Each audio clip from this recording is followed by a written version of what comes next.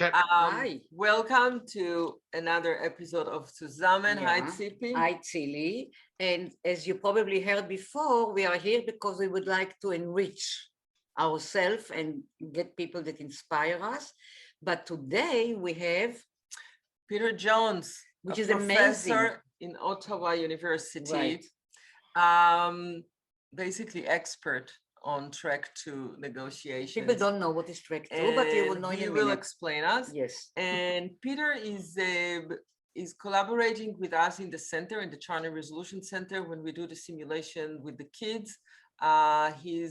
He's handling the track 2. They don't know what you're talking about. The simulation is between, you have to tell people. Every time she says it. Yes. Charney Resolution Center, the center that adopted Emis High School in Kfar Yarok in Israel. Once a year, we run a simulation peace talks between Israelis and Palestinians with the students. They're 11, 12 graders. Usually we do it with the 11 graders. 20% Israelis, 20% Palestinians. The rest of the world is the rest of the students. They are dealing half and half are Israelis, half are Palestinians. And we run 24 hours of peace talks. And Peter is basically helping us with track 2 together with Israel Aron. They both do it in Geneva talks. And Peter, just tell us a little bit about your part, because just a little bit about what track 2 is, the Geneva talks, and also you work with the peace talks with Afghanistan, right? From the American side. So let's go. Okay, well, thank you for having me. It's a pleasure to see you again. Especially today. You know, it's amazing that we have you now. We say now because this is the midst of the craziness in the Middle East between Israel and Palestinians. The renewed fighting, Yeah. Well, so track 2 is basically, you probably hear politicians say, you know, we will never talk to so-and-so. We will never talk to such and such. They're terrorists. We'll never talk. But they do. And they have quiet discussions behind the scenes. So track 2 is essentially the business of how people who refuse to talk to each other officially go about talking to each other. And they do it behind the scenes, and they do it quietly.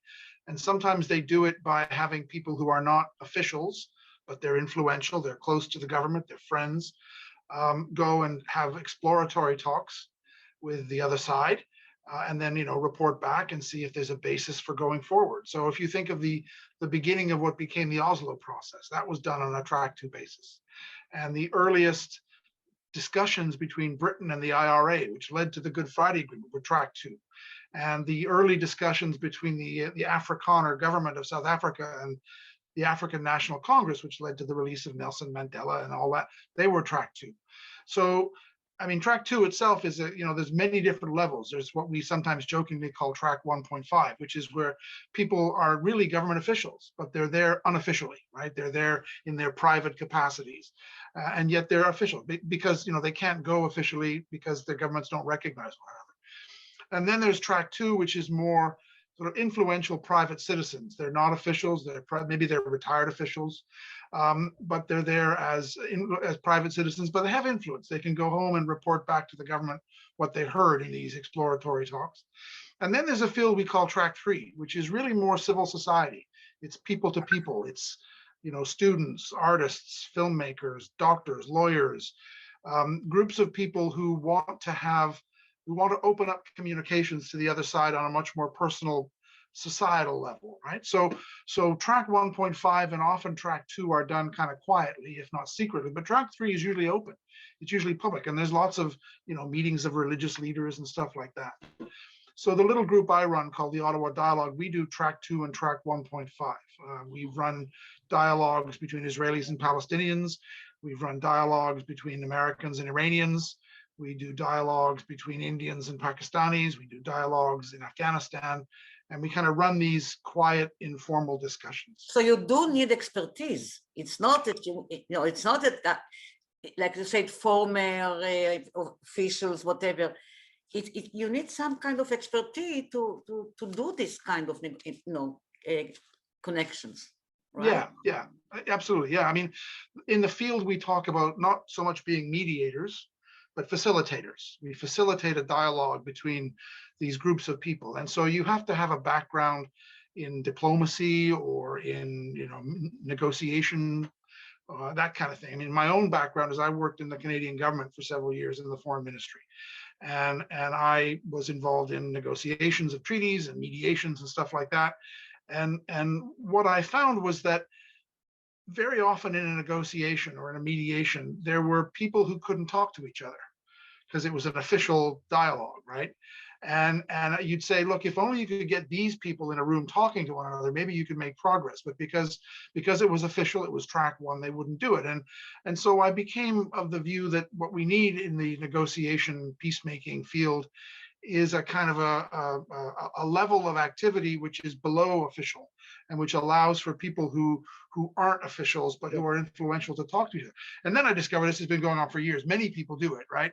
But it was a revelation to me about 25 years ago when I started doing it. I left government and I went to a think tank in Europe and I started doing these kind of dialogues. And it's a field, it's not widely known, but there is a sort of a small group of people around the world who do it. And there are organizations which do it. They're based in North America and Europe and elsewhere.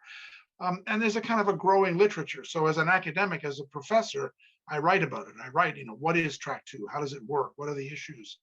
And so that's my kind of academic side. But then my practice side is I run these dialogues as well. But I run this organization. Peter, we didn't plan it this way. I mean, we were planning on talking to you today, but we didn't plan that that it will take place in the midst of all the riots and the war that in the Middle East.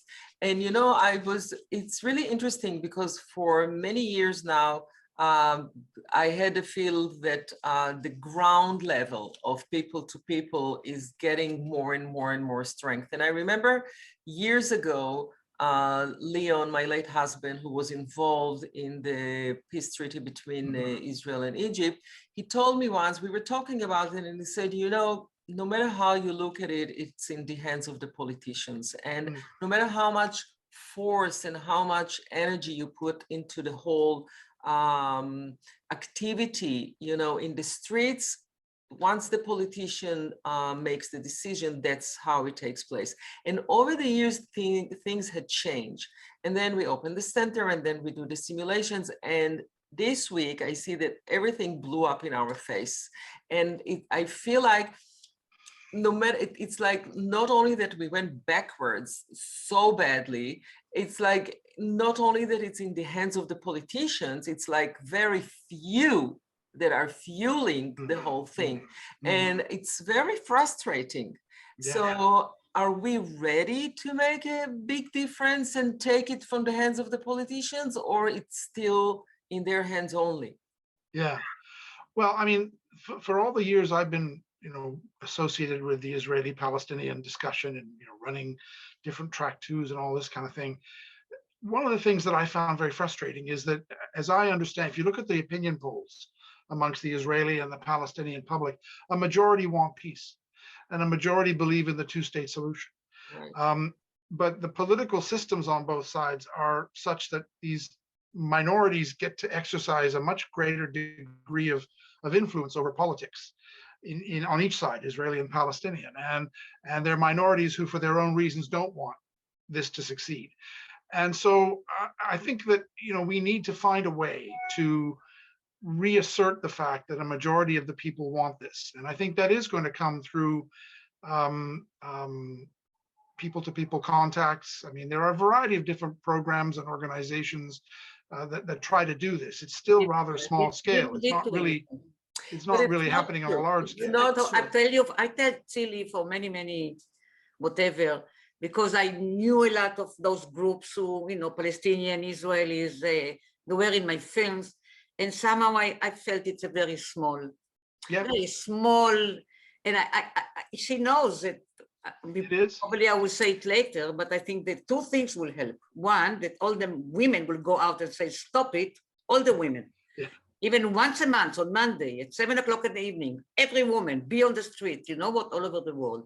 And second, that people like you maybe will find a way to, all leaders want to look like they have vision.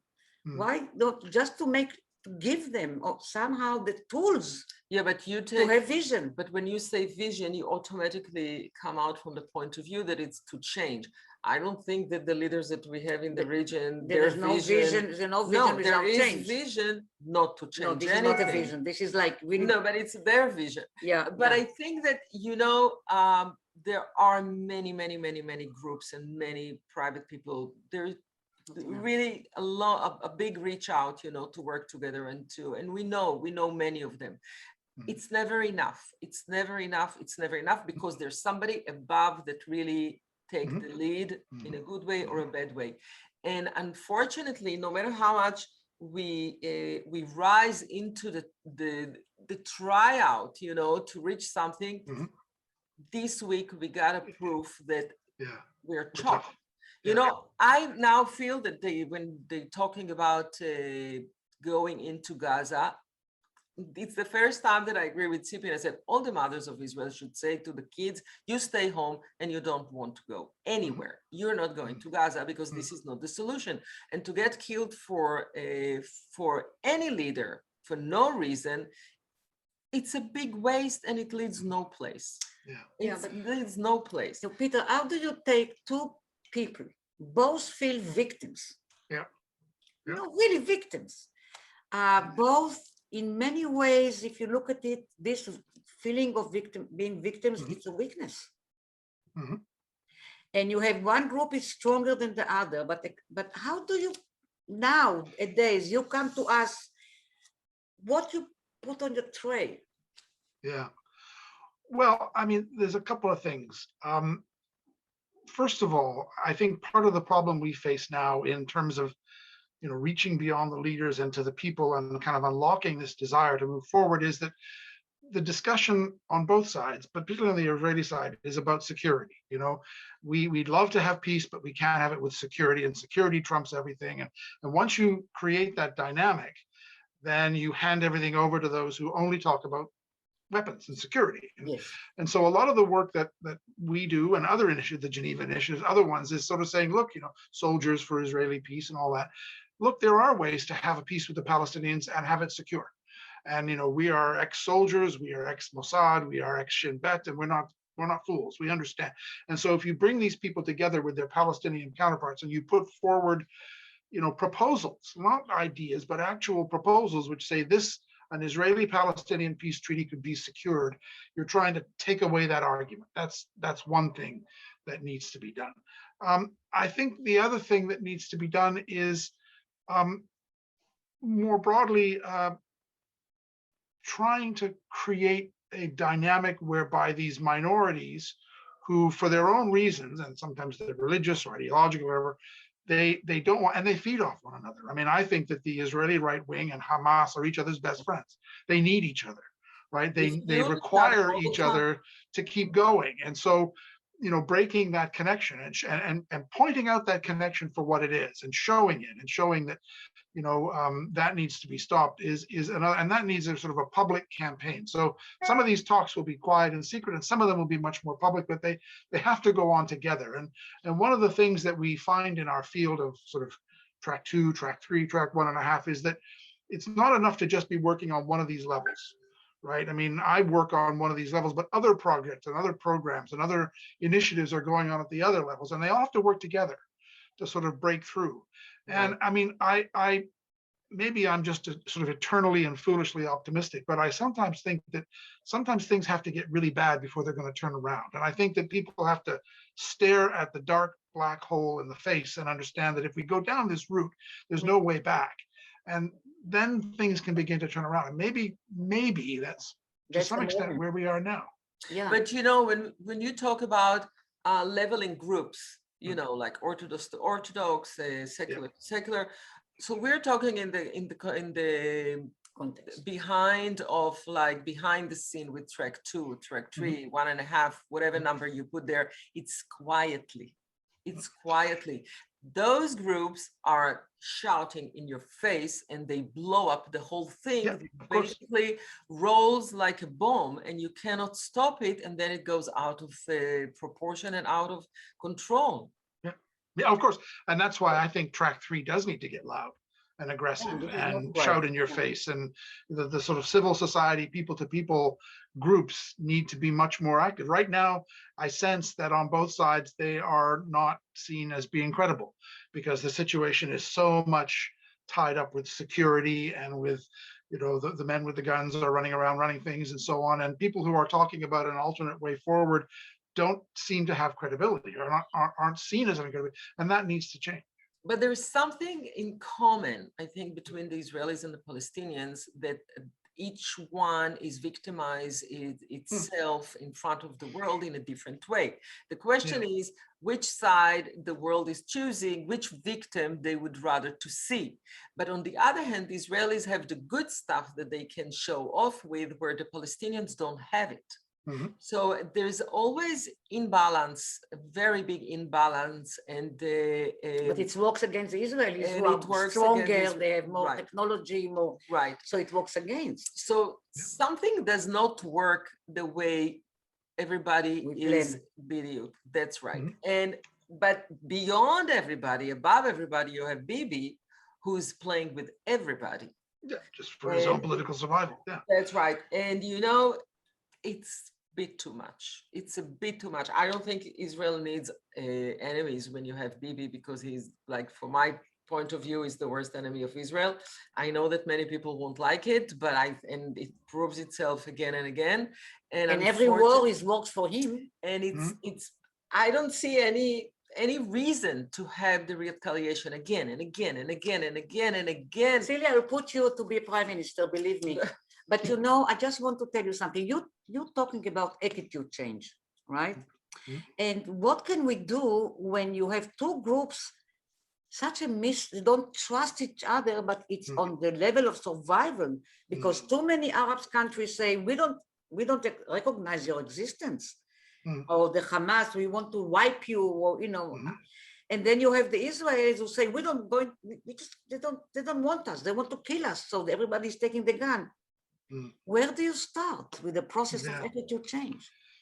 Well, I find the Israeli attitudes are very interesting because it's by far the most powerful country in the region militarily. Yes. I mean, there's no combination of countries in the region that can attack Israel and defeat it.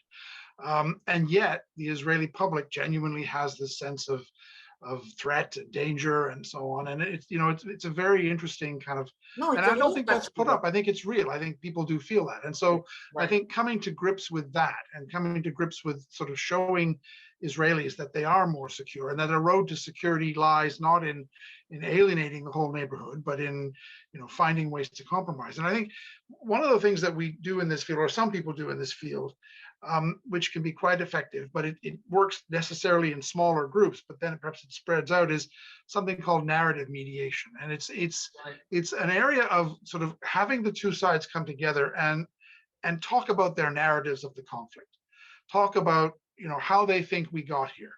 And each side in this conflict has a narrative of victimhood. We are the victims.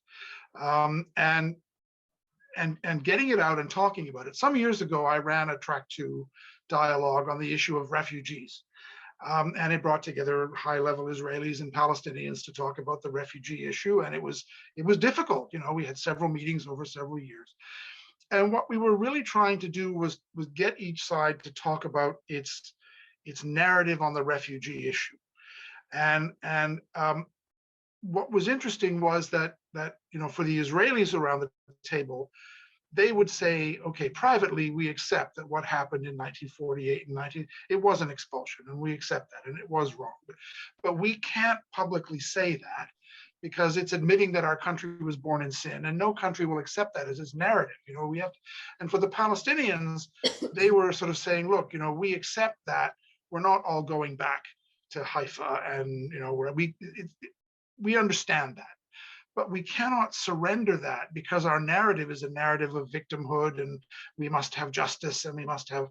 So until we get, so what we came up with was a sort of an exquisitely finely worded way for Israel to say it regrets it, but not quite apologize, and for the Palestinians to say, we accept your apology, which we interpret that way. So what you are saying is acknowledgement, the first acknowledgement, exactly. Acknowledgement. Not only that, it's not But to then you have to push that victimize out. the narrative, because once you create a victimized narrative, so then you're left with nothing.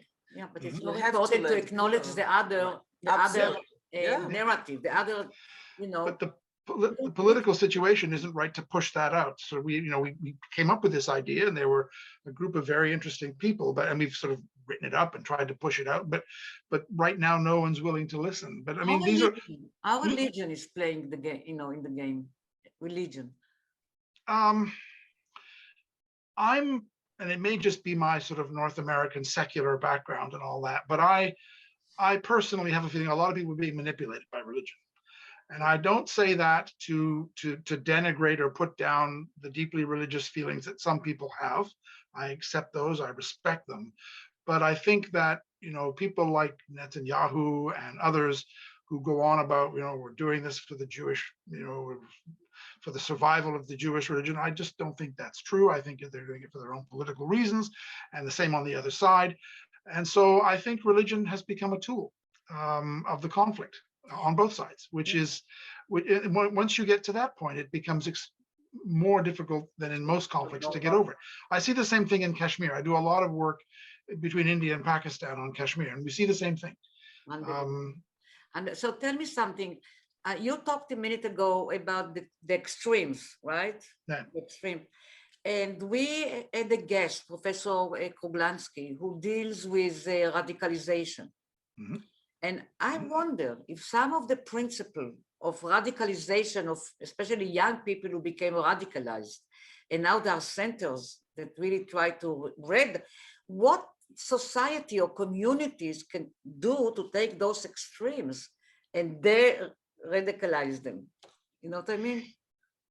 Yeah, I mean, that's not an area of expertise for me, but I recognize that it's a serious problem. I mean, my understanding, I've done some work on the problem of sort of people in Canada getting radicalized and being willing to do, terrible things on behalf of pseudo causes and so on. And very often, at least in this context, that one I'm familiar with, they are young people who are somewhat bored, somewhat alienated from society, as a lot of teenagers are, but I mean, more so. Right. And they fall under the prey of, deeply, I'm not trying to find the right word to convey how badly I think about them, but people who will take those sort of natural inclinations and those feelings of disaffection and steer them in ways that these young people aren't really prepared or ready to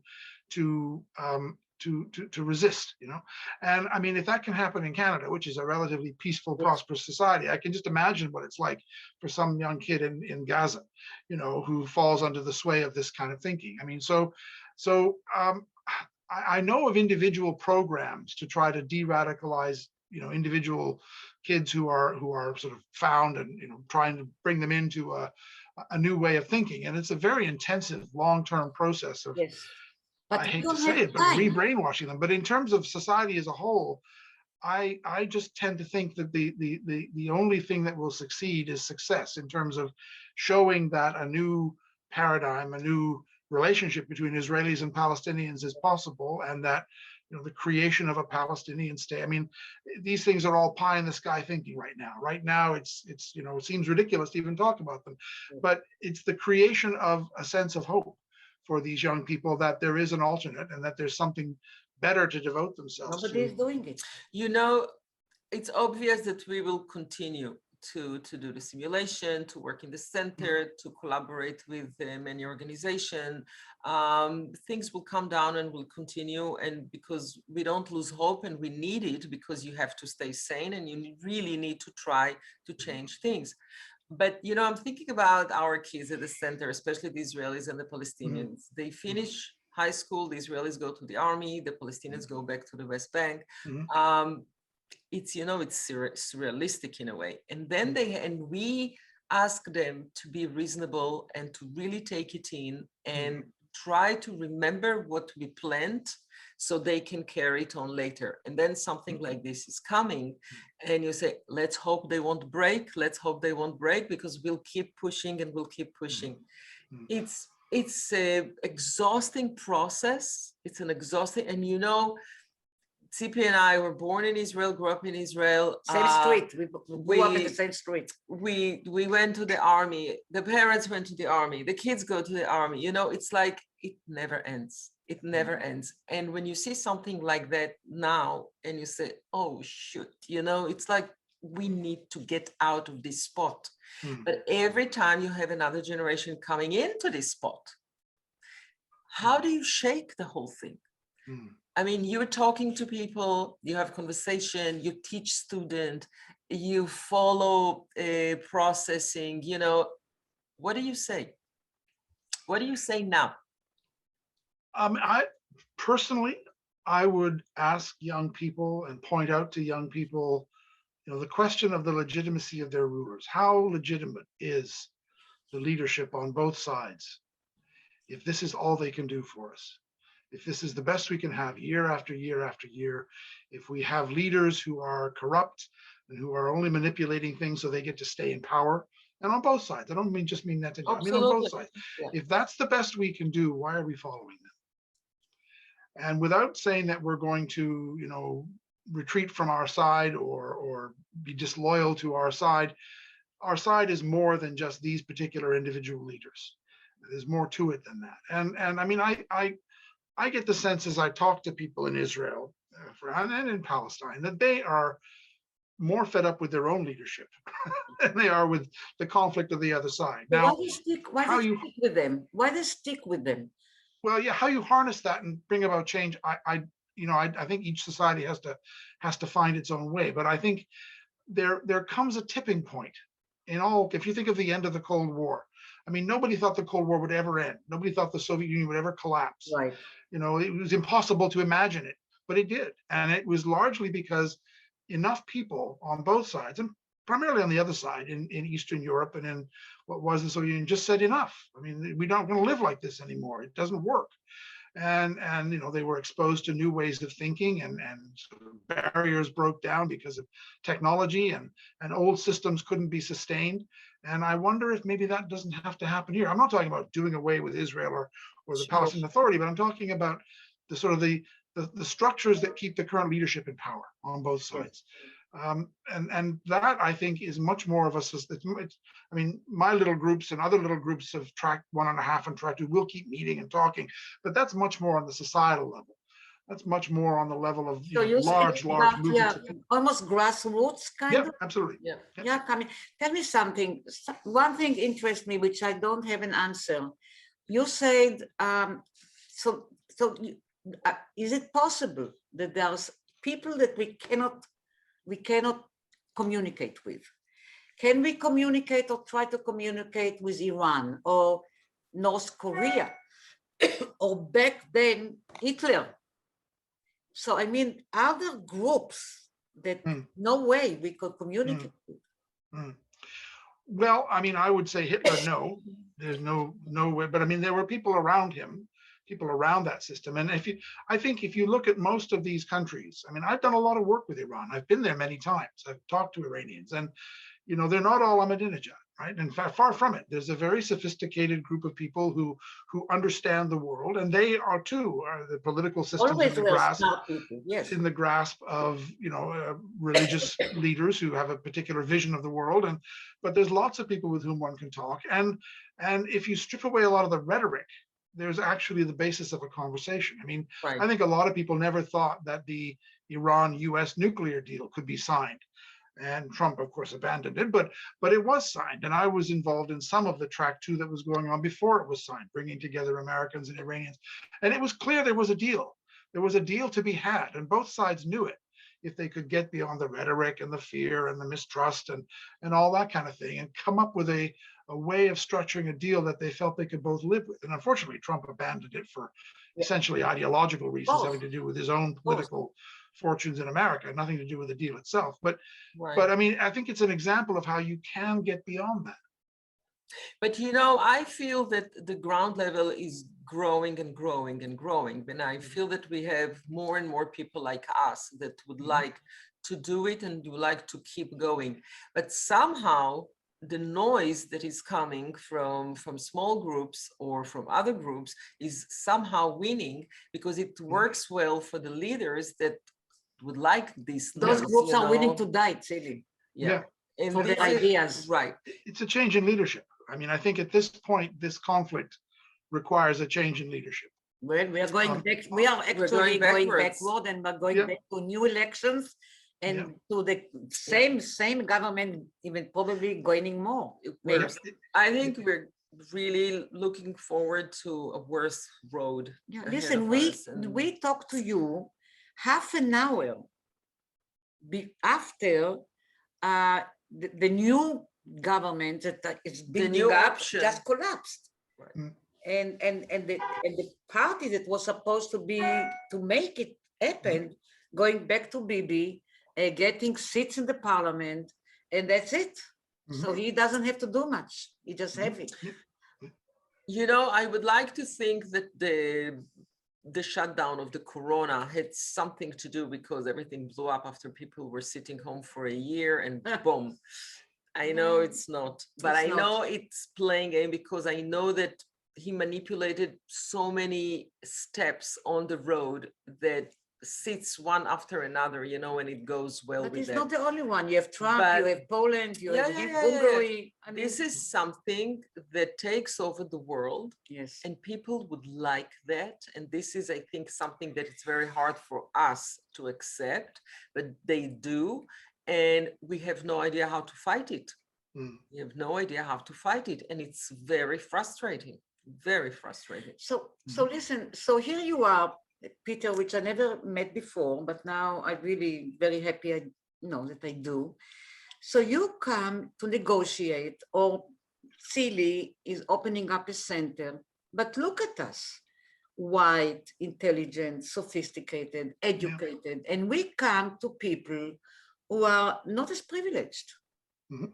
So 2 questions. One, how they perceive us. Mhm. And second, how much you, is coming from the outside, how much you have to really learn about the fabric, the small veins of the society that you come to give them advice. But I just want to add something because I don't think that we are coming to the other side because you have people like us on the other side, and the other side is not necessarily poor and uneducated. That's the thing. Well, There's different ideologies, there are different emotions, and it's a bit Unfortunately, mixed. come on, it's not It's a bit like you to mixed. be naive. The most of the It's people, not, I'm not naive. the I'm very most of the realistic. people who vote for Trump and vote for Bibi are, you know, if you just look sociologically, are what, lower middle class the most?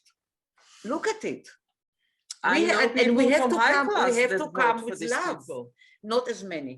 You know, Yeah, but enough to not enough. to- No, the most of them are people who are, you know, had tough life.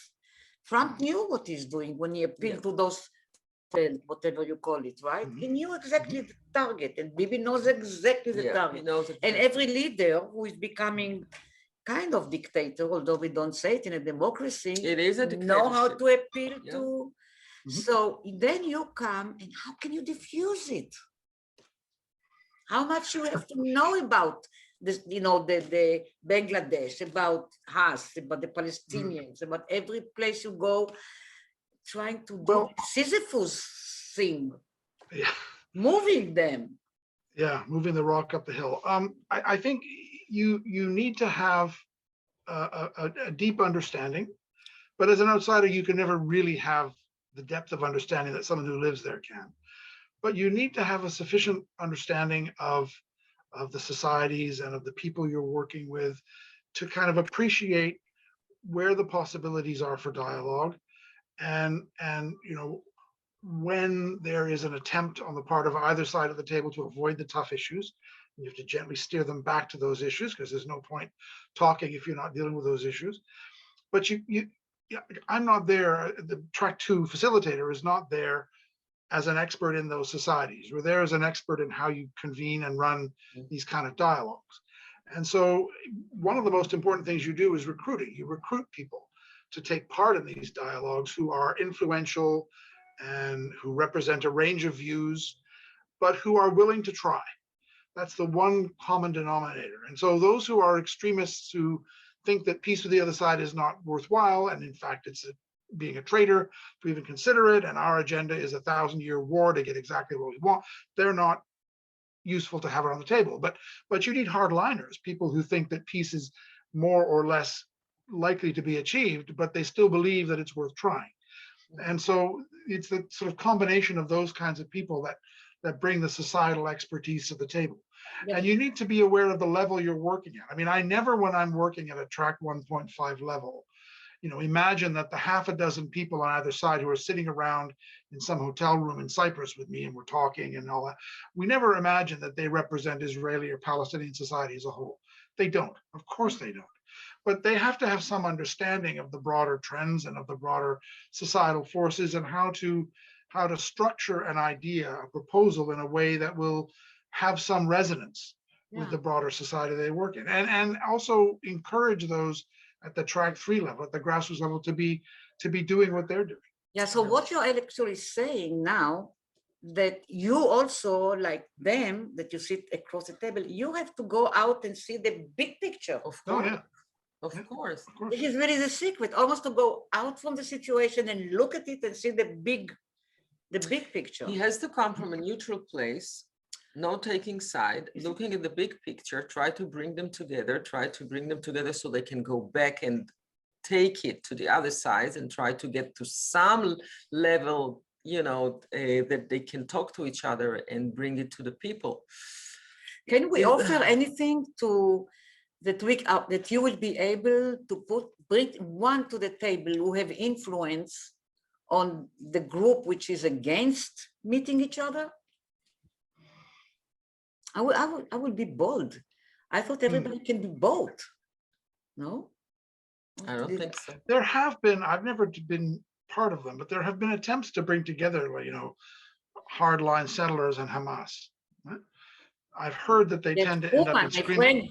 Rabbi Fruman. I don't know if you heard about Rabbi Fruman. Yeah, I've heard the name. Yeah. I know him. I knew him very well, and he was one of the few who really had deep connection with the Hamas and the PLO. Yeah, but it's rare. Yeah, you can count them on one finger and one hand. Very often, though, if you look at kind of extreme, I mean, one of the things that we do in this field is talking with terrorists, right? The groups that are considered to be beyond the pale, groups that are, if you go in and sort of look at those groups and begin to talk to people around the margins and try to understand them, you find that they're not monolithic, that within even a sort of an extremist group, there are shades of opinion. And there are those who are more sort of religiously absolutist and others who are kind of, there's a phrase that we use in the field, a contingent absolutist.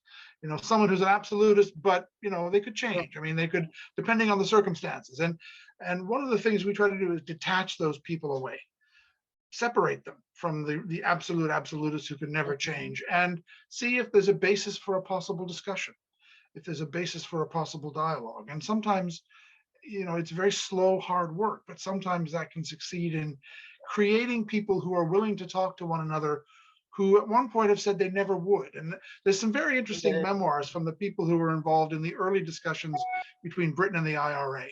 The sort of the earliest talks, which were all track 2, track 1.5, sometimes called back channel diplomacy.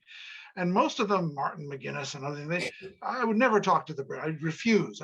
But they slowly, patiently, they were worked on, and they came around to the view that in fact there's no other way. But it didn't happen overnight. It's a process of years and understanding and growing up, and it happens to many, not enough, but it happens to many. Many people don't like to accept it. And there's always somebody new or somebody younger that doesn't like, the change. And I think that it's much harder on people to get change, to welcome change, to accept it. It's especially the gap between the youngsters and the elderly. And because one of the reasons I bring the real negotiators to the center to meet with the kids, because I want them to know that it's not that easy, but it's possible and it's important. It's important on both sides, because I think it's important for the youngsters to see the elderly one, and for the elderly to speak to youngest so they won't get disconnect from what's going on, and to remember what was what was on the other side.